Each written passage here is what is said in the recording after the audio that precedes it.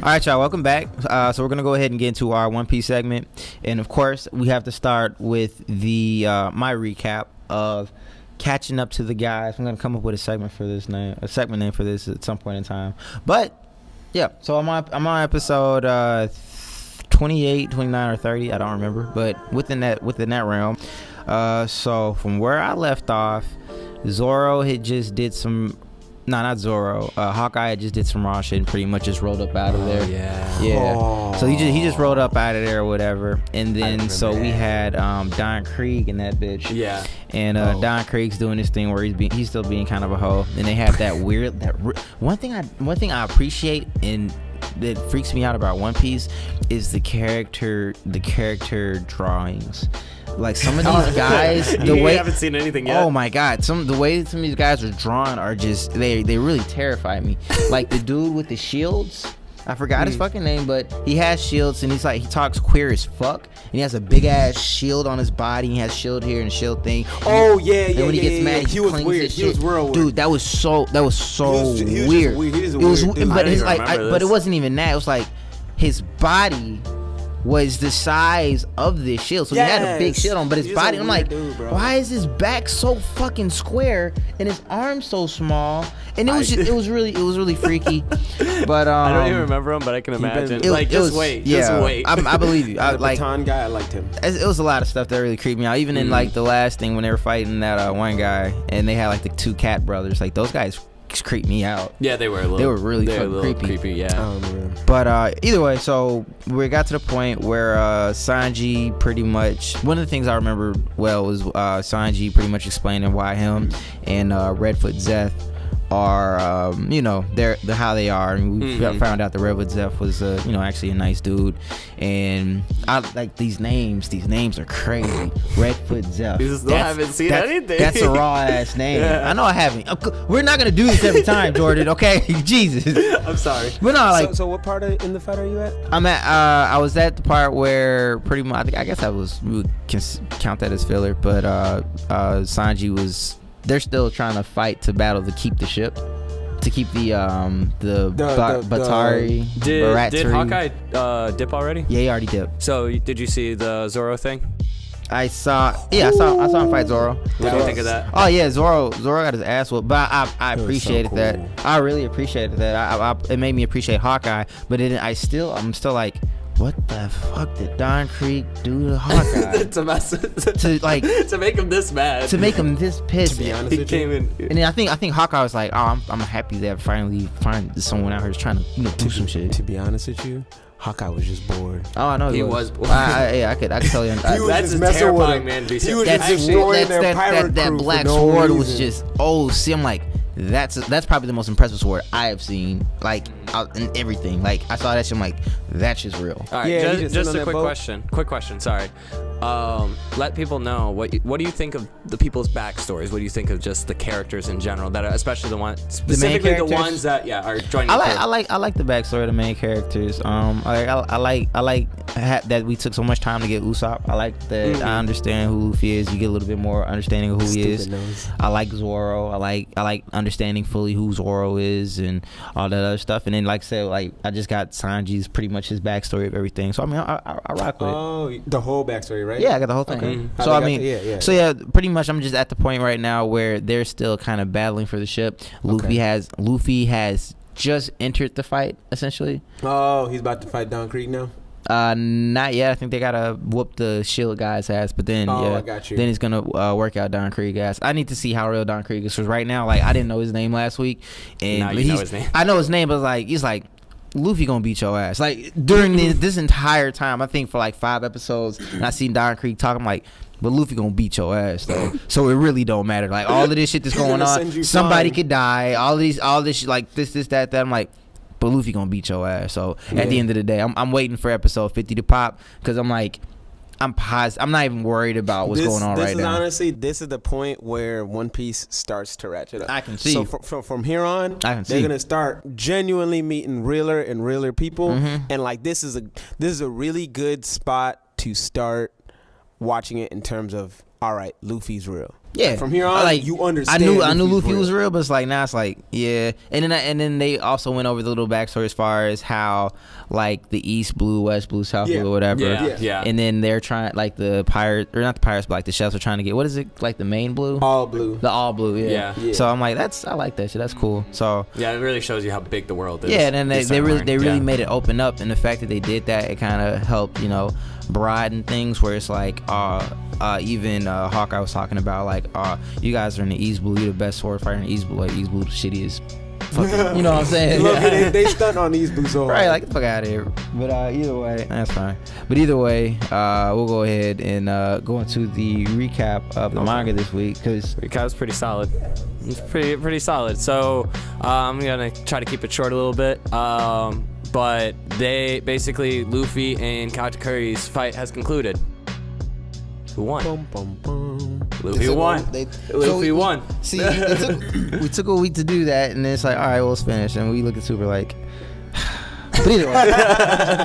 All right, yeah, no, but Luffy won. He had the deciding blow. They both hit each other. Luffy was the one that got up, and Katakuri, he said, "Are you gonna come back and fight Big Mom?"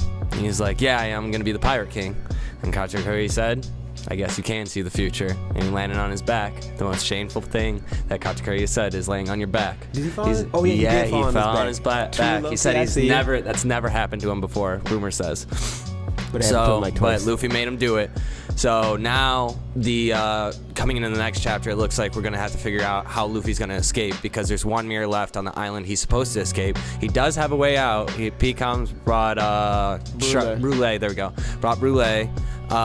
So he has the key to get out. Now he's gonna run into the whole family, and apparently they're saying even if Gold D. Rogers was there himself, he could not escape. But they be saying some outlandish stuff. That is very true. But just to set it up for the audience, Luffy has no chance in hell to be. They underestimate his luck. Clearly, so they so they don't know. But Sanji's sitting there waiting for him, and yeah, that's basically the chapter. Next week we're gonna figure out how Luffy gets out of that place. And it's not on break next week either. I like this because like I have no idea what you guys are talking about, but I have it's so exciting. It's like, oh, I can't wait to get to that shit. I ain't getting that till next year. Nah. Anyway, so Roy, what you think about that? It was a decent chapter, Like I said, I generally set my standards low, so I can't be disappointed in a lot of things. It's more protecting my positivity. If I'm not expecting, then I can't be upset. Okay, that's fair. I respect that. But it was a decent chapter overall. We finally got to the end of this fight. Luffy won. More of a technicality, but he won. Immediately after the fight ended. Excuse me. I want to make a comment about that. Luffy fell first.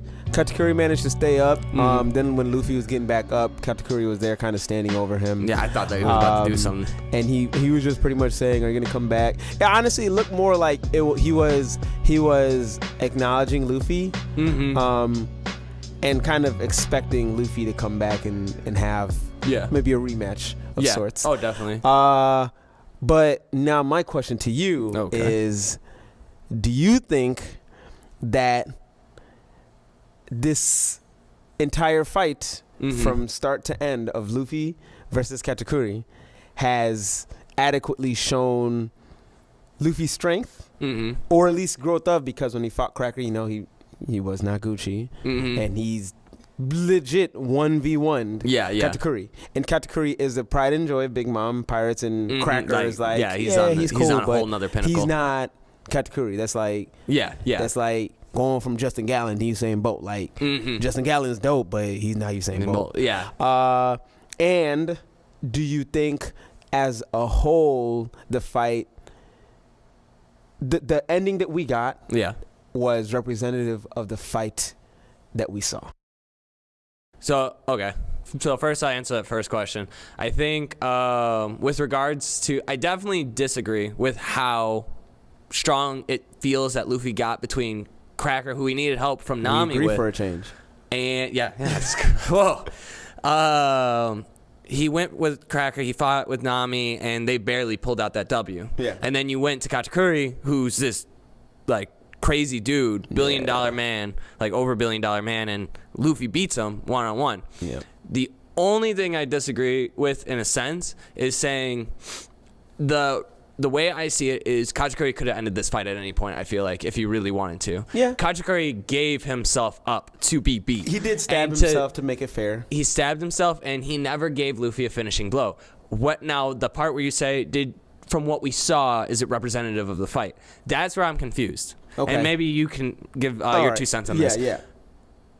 It seemed like every time we went to the fight, Katakuri was constantly beating Luffy. Yes. Luffy had amazing will throughout the fight.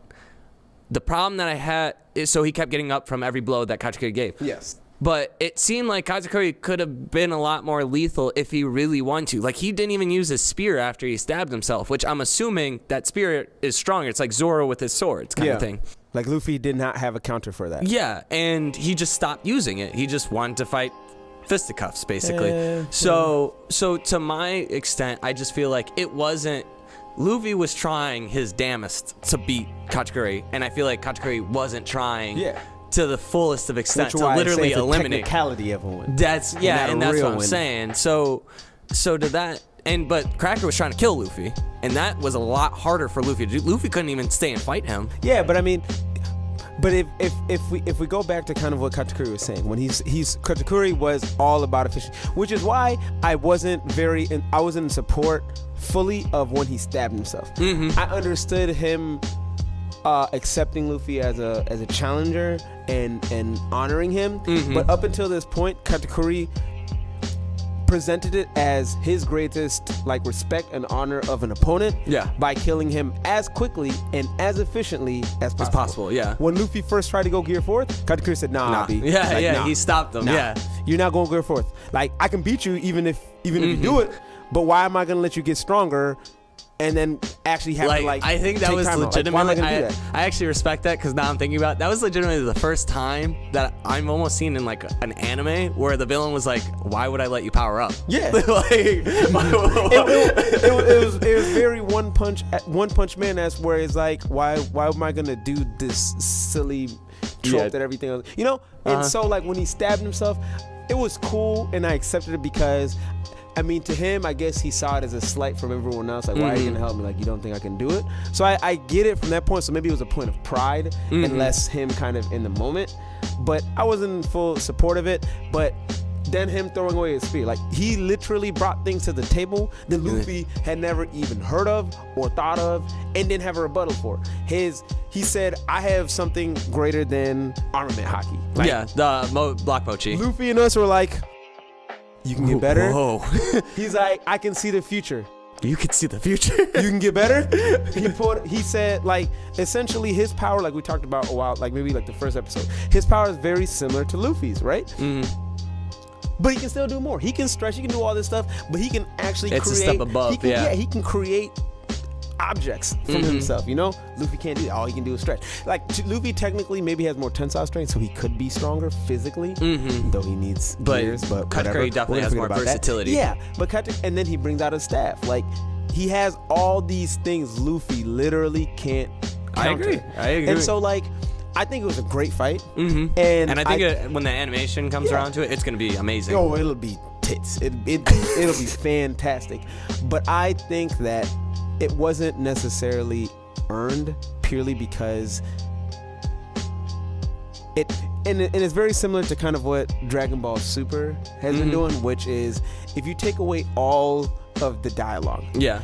A lot of times we relied on Katakuri have a little thought bubble saying, wow, he's doing this. Oh, wow, he's doing this. If we're just watching the fight, Luffy's getting his butt beaten. Katakuri is just chilling. You know what I'm saying? Katakuri get a few hits and he's like, yeah, I mean, okay, cool. So I'm going to say 2 things and I want your... What's up? Okay. So with this fight, the conclusion of this fight, we still know Katakuri, and you brought this up, Katakuri still has better armament hockey. Yeah. Katakuri has better observation hockey. Katakuri has probably better Conqueror's hockey, but we can't get that approved. So we'll just say they're about even with Conqueror's hockey. We don't know if there's a next level. And Katakuri is also awakened. Oh. So Luffy has he did do his awakening, bro.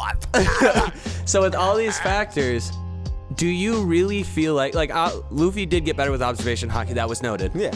Do you really feel like Luffy's at the point where we thought we would be, where Luffy can fight Emperor or even fight someone on this level consistently?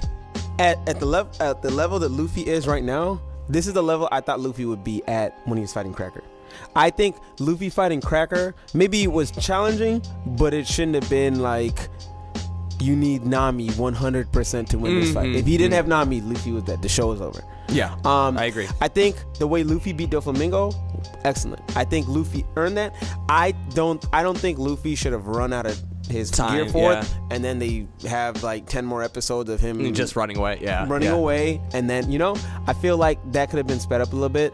But up until this point, I don't know. I feel like for a long time everyone was thinking, is he gonna beat him? Is he not? Is he gonna beat him? Is he not? And now that he's beaten him, I accept the victory. But if you even look at that last panel of the victory, Luffy actually didn't get hit. He dodged it. He's below the punch. Yeah. And he connected. Katakuri is one of the better dodging ability because he can see the future. But Katakuri couldn't. But stop he's like, if they both got hit and Luffy won that power struggle, like that Age-O, like Majin Vegeta versus Goku, they both punch each other and they're just kind of looking at each other. That's dopest scene ever. But like, I would accept that. So I mean, I don't know. I mean, I feel like it's a good fight. I loved it, and I can't wait to see it animated. But I don't know. Could have been better. My question to you guys, and it may not be One Piece-esque. Okay. But so you're saying when they fought Cracker, he needed Nami's help, right? So what do you think? Would it ever be a time where, because it seems like, and you guys are saying he's not even doesn't even have the strength to fight an emperor. Oh, hell do you no. think would there ever be a time when is there a possibility that Luffy could die? No. If Luffy dies, it's at the end. Yeah. If Luffy dies at the end. If Luffy dies right now, not only do people love Luffy, like love Luffy. We couldn't continue One Piece without Luffy. Me personally, oh hell yeah, I love Zoro, and you continue as well. The show could continue for me, but I think the show itself and the manga itself would die. Just because of how people are, people watch the show for people watch Super because of Goku. You know what I'm saying? They don't watch Super because it's a great show. They watch Super because of Goku. I would still kind of watch it if Goku died and Vegeta took over. But that's because we're different. People don't mess with Vegeta like that, bro. What's your thing? I mean, technically speaking, Gohan's my favorite character. But actually, interesting note. Originally, for the Buu Saga, Gohan, when he came back as Mystic Gohan or whatever they call it, or Ultimate Gohan, he was supposed to beat Super Buu. So, but he didn't. But he didn't. So the point is he's a scrub. I do agree with Roy. You do need that main character there. I personally like Gohan. Do you need that main character?